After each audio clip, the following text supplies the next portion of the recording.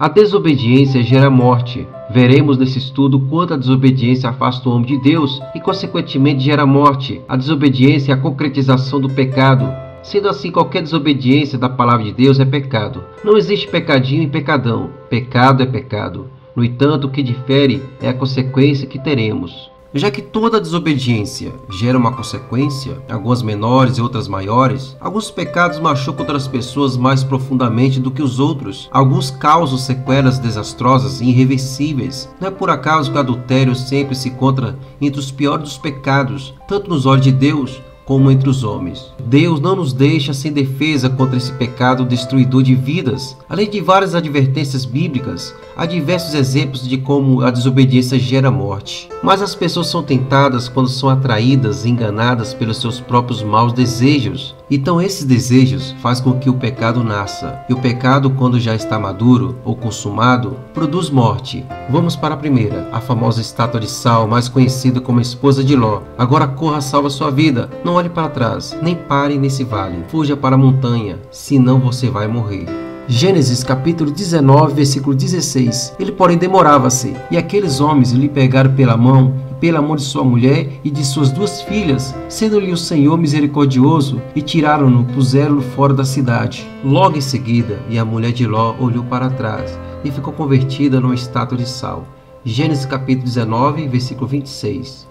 Deus deu uma ordem clara para Ló e sua família, pois por pura graça e misericórdia eles seriam poupados da destruição de Sodoma e Gomorra. É muito óbvio que eles moravam ali, pois gostavam de viver em meio à prostituição e impureza sexual que aquele povo praticava. E mais, é óbvio que ainda que a esposa de Ló não queria ter saído daquele meio, ela desobedeceu a ordem do Senhor de não olhar para trás. Consequência, morte. Outro exemplo que podemos citar como desobediência geradora de morte é do primeiro rei de Israel, o rei Saul. Então Saul ordenou ao seu escudeiro: tira sua espada e mate-me com ela, senão sofrerei vergonha de cair nas mãos desses incircuncisos. Mas o seu escudeiro estava apavorado e não quis fazê-lo. Saul então pegou sua própria espada e jogou-se sobre ela.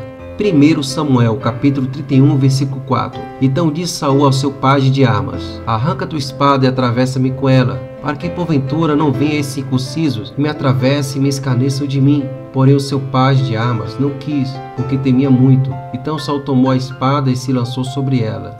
Quando lemos a história da vida de Saul, nós deparamos com inúmeras promessas de Deus para esse rei. Uma delas era que, através da obediência de Saul para com Deus, Deus faria uma aliança com toda a casa de Saul, deixando sempre uma descendência de Saul como rei em Israel.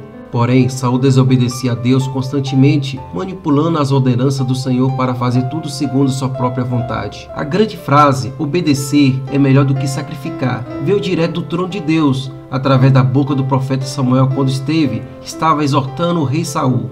1 Samuel capítulo 15, versículo 22. Porém Samuel disse: tem porventura o Senhor tanto prazer em holocaustos e sacrifícios, como que se obedecer à palavra do Senhor? Eis que obedecer é melhor do que sacrificar, e o entender melhor do que gordura de carneiros. E por último, o mais chocante de todas, chocante pois as 2 primeiras se tratam de pessoas que ninguém usa como referência para a sua própria vida. São pessoas que usamos como exemplo de não fazer ou não seguir. Agora a terceira pessoa que eu vou citar aqui, o homem mais fantástico da Bíblia, depois de Jesus, ele escreveu o Pentateuco, libertou o povo do Egito, abriu o Mar Vermelho. Deus fala com ele face a face e ainda teve a oportunidade de ver Deus mesmo de costas. Moisés é o nome dele. Sim, Deus já quis matar Moisés por causa da desobediência. Durante a viagem para o Egito, no lugar onde Moisés e sua família estavam passando a noite, o Senhor se encontrou com Moisés e procurou matá-lo. Êxodo capítulo 4, versículo 24 e 26. Numa hospedaria ao longo do caminho, o Senhor foi ao encontro de Moisés e procurou matá-lo. Mas Zipora pegou uma pedra afiada, cortou o prepúcio de seu filho e tocou os pés de Moisés e disse: você para mim é um marido de sangue. Ela disse: marido de sangue, referindo-se à circuncisão. Nessa ocasião o Senhor o deixou. Aí nós perguntamos: e com que razão? Por que Deus quis matar um cara tão fiel, tão usado por ele? No desenrolar do texto, vemos que após Deus tentar matar Moisés, Zipora, esposa de Moisés, pega uma faca afiada e vai circuncidar o filho deles. Naquela época, Deus tinha uma aliança com seu povo, onde todos os bebês homens deveriam ser circuncidados. Podemos notar no texto que a esposa de Moisés não queria que ele fizesse isso com seu filho, pois ela achava isso uma agressão à criança. Ela até chama Moisés de marido sanguinário por causa da circuncisão. Depois do menino ser circuncidado, Deus desiste de matar Moisés, pois ele obedeceu à aliança que o Senhor tinha com seu povo. Agora, depois que vemos que 2 pessoas morreram e uma não soa estranho Deus agir de maneira diferente em situações semelhantes da desobediência. Será que Moisés era o queridinho do Senhor? Não. A grande diferença para Deus poupar Moisés ou qualquer um de nós da morte quando cometemos um ato de desobediência é que Moisés tinha um coração, uma disposição ao arrependimento e ao abandono do pecado. Posso garantir a vocês que Saul e a mulher de Ló não tinham essa disposição que até mesmo Ló teve. Deus conhece as intenções do coração humano. E Deus sabia que Moisés não tinha circuncidado seu filho por causa de sua esposa. Foi um ato de desobediência, mas o coração de Moisés estava pronto para se arrepender. O que eu quero deixar como princípio é que, em primeiro lugar, devemos obedecer a Deus e aos seus mandamentos de forma inegociável sempre.